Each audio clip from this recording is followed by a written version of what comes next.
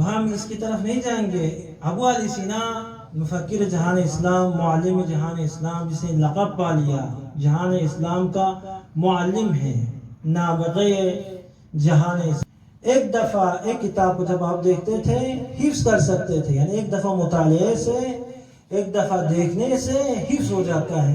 یہ نابغہ کہتے ہیں 12 سال میں، جب 12 سال کے تھے اب کوئی کتاب نہیں رہی تھی، ان کے استادوں نے اقرار کیا اب ہم نے تمام کتابوں کو، ریاضیات، علوم طبیعیات اور طبابت، ان تمام چیزوں کو سکھایا ہے، پڑھایا ہے۔ اب وہ کوئی کتاب نہیں رہی جس نے ابو علی سینا نے نہیں پڑھی ہو۔ تمام کتابوں کا مطالعہ کیا اور حفظ بھی کیا ہوا ہے۔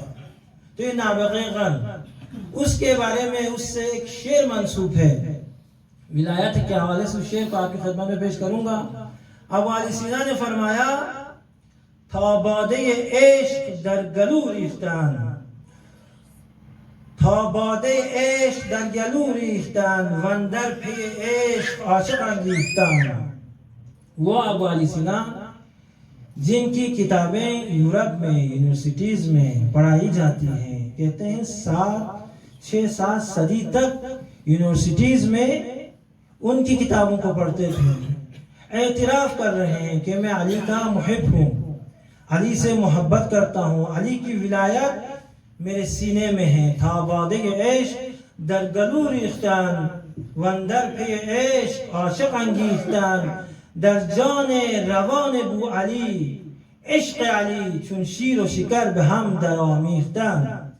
مثال دیتے ہیں، دیکھیں شیر و شکر، جس طرح شیر کو شکر کے ساتھ مکس کیا جاتا ہے، مخلوط کیا جاتا ہے، ملایا جاتا ہے، اب شیر اور شکر ایک ہو جاتا ہے۔ ہاں، آپ جدا نہیں کر سکتے، الگ نہیں کر سکتے، جب ملایا گیا، مخلوط کیا گیا، یہ ایک ہے۔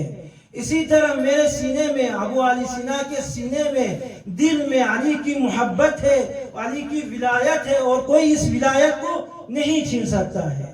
تو یہ ولایت محبت ہے۔ صلوات پر محمد و آل محمد پر۔